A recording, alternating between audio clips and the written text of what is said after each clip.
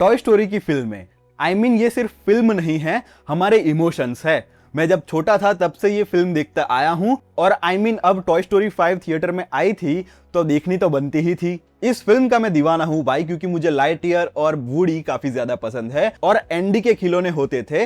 मेरा नाम भी एंडी ही है।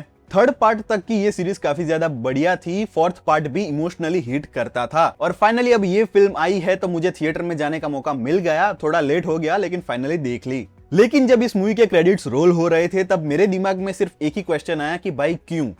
इस मूवी को देखकर मुझे मिक्स्ड रिएक्शन आया।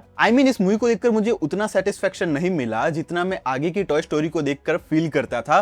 जब आगे की टॉय स्टोरी फिल्म खत्म होती थी तो मुझे लगता था कि भाई अभी और ज्यादा लंबी होती तो अच्छा होता, लेकिन इस फिल्म को देखकर लगा कि भाई थोड़ी शॉर्ट होती तो अच्छा होता। और भी जो क्लासिक टॉय स्टोरी का जो इमोशंस है वो यहाँ पर फील नहीं हुआ भाई मुझे। और तो और ये फिल्म मैंने हिंदी डब में देखी due to my personal reasons, और हिंदी डब इंडीड अच्छा है, उतना भी बेकार नहीं है। डायलॉग्स है वो ट्रांसलेटेड अच्छी तरीके से किए गए हैं, हमें हंसाते भी है। खासकर पॉटीधर ने मुझे बहुत हंसाया है। जो पॉटी करवाने की मशीन है उसको पॉटीधर नाम दिया गया है। धुरंधर याद आ गया मुझे, आदित्य धर भी, लेकिन स्टिल बढ़िया बढ़िया तरीके से उसने मजाक उड़ाया है। इसका जो कोर प्लॉट है वहां पर दिखाया गया है कि बॉनी जो है, जिसके पास अभी टॉयज है एंडी के, वो छोटी बच्ची जो है वो खिलौनों से खेलना चाहती है, लेकिन उसके आसपास पड़ोस में जितने भी बच्चे हैं उन सबको आईपैड मिल गया है।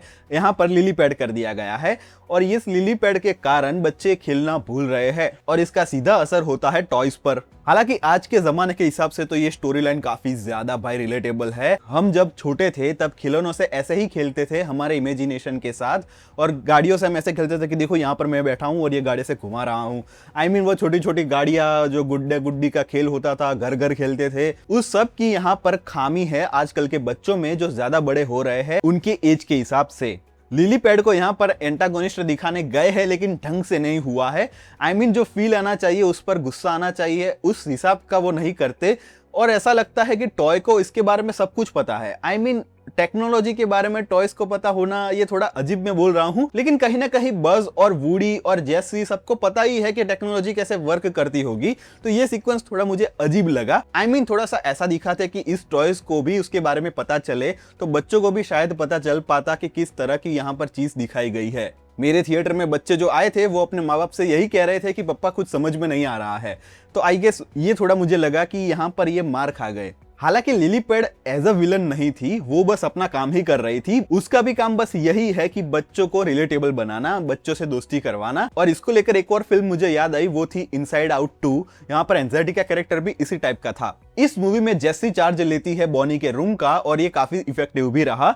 जेसी का कैरेक्टर मुझे पसंद तो आया। हालांकि शुरुआत में मूवी के दिखाते हैं कि लाइटईयर का जो एडवांस टेक्नोलॉजी वाला लाइटईयर है, उसकी जो आर्मी है वो अचानक उठती है और कहीं चल पड़ती है, और वो सब प्लॉट यहाँ पर जो कनेक्ट किया गया है वो इफेक्टिव तो है, लेकिन जब वो सब प्लॉट दिखाते हैं तो उतना असर नहीं होता कि भाई ऐसा ही लगता है कि क्या हो रहा है, ये क्या कर रहे हैं। हालांकि ये फिल्म आपको गिल्ट फील तो जरूर कराएगी कि आप कितना टाइम टैबलेट में और मोबाइल में घुसे पड़ते हो भाई, और ये फिल्म देखते वक्त भी कईयों के फोन चालू थे हाथ में, तो भाई साहब जरूरत तो थी इस मूवी की, लेकिन बेटर कर सकते थे। तो ये फिल्म सिर्फ बच्चों के लिए नहीं है, पेरेंट्स के लिए भी है।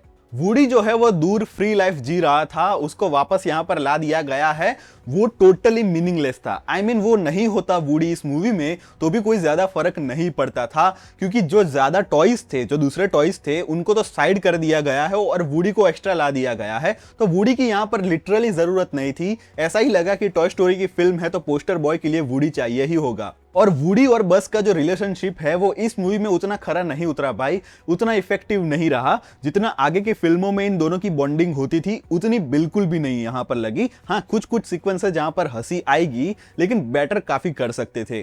और यहाँ पर ऐसे एक नए टेक्नोलॉजी फन डिवाइसेस भी डाले गए हैं।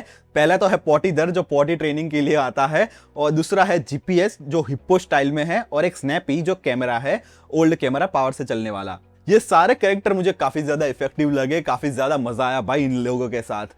उनके जो डायलॉग्स लिखे गए हैं वो भी काफी बढ़िया है, जो गेम खेलते हैं रात में 1-2 वाली वो भी बढ़िया है। पॉटी दर्ज के डायलॉग भी काफी ज्यादा अच्छे हैं भाई। ब्लेस नाम का जो कैरेक्टर है वो मुझे काफी ज्यादा पसंद आया, वो बॉनी के साथ उसकी बॉन्डिंग एंड में होती है वो भी काफी ज्यादा इफेक्टिव रहती है, और उसका जो इमेजिनेशन होता है ना भाई टॉयज के साथ, वो काफी ज्यादा बढ़िया है, वो सीक्वेंस देखने लायक है। 1 आवर 42 मिनट्स की ये फिल्म है, हालांकि बीच बीच में कहीं आपको खींची हुई लगेगी, थोड़ा हंसी भी नहीं आएगी कुछ सीक्वेंस में, लेकिन फास्ट पेस तो है थोड़ी सी। ऐसा नहीं है कि भाई बहुत ही ज्यादा बोरिंग है, भले ही 1 घंटे 45 मिनट्स की फिल्म है, लेकिन पेसिंग महसूस तो होगी।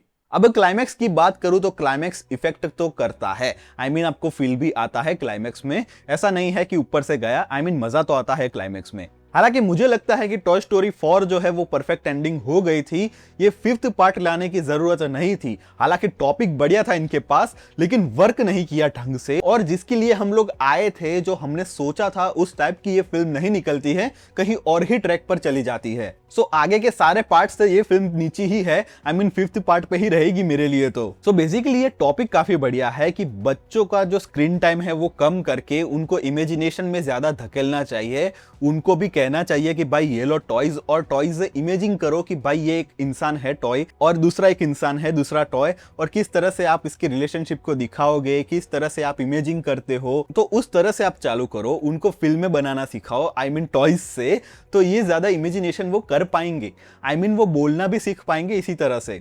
तो ये जरूरी है, ज्यादा टेक जरूरी नहीं है भाई, क्योंकि टेक जो है वो सिर्फ आंखों को ट्रेन करेंगे, बोलने की ट्रेनिंग करने से ही आएगी, प्रैक्टिकली ही आएगी, और इसके लिए खिलौने ज्यादा जरूरी है बच्चों के लिए। सो बेसिकली मेरा रिव्यू रहेगा टॉय स्टोरी 5 के लिए 3 आउट ऑफ 5 स्टार्स। मैं ज्यादा डिसअपॉइंट हुआ भाई, इस मूवी को लेकर मिक्स फीलिंग है। फिल्म इतनी खराब भी नहीं है कि भाई रफा दफा कर दो, नहीं अच्छी तो है, टॉपिक भी बढ़िया है, और कुछ सीक्वेंस में बार बार देखना पसंद भी करूंगा, लेकिन स्टिल ये फिल्म काफी ज्यादा बेटर बन सकती थी। थोड़ी बहुत यार ऐसा लग गया कि लग ही नहीं रहा था कि मैं टॉय स्टोरी देख रहा हूं। तो इंडियन पेरेंट्स को ये फिल्म बच्चों को थिएटर्स में दिखानी ही चाहिए, और खुद भी जाना चाहिए भाई इस फिल्म को देखने के लिए और समझने के लिए कि भाई साहब आप भी है, अपना स्क्रीन टाइम कम करो। सो ये था मेरा रिव्यू अबाउट टॉय स्टोरी 5। मिलते हैं ऐसे ही नए और पुराने दोनों रिव्यूज के साथ, तब तक के लिए सायोनारा।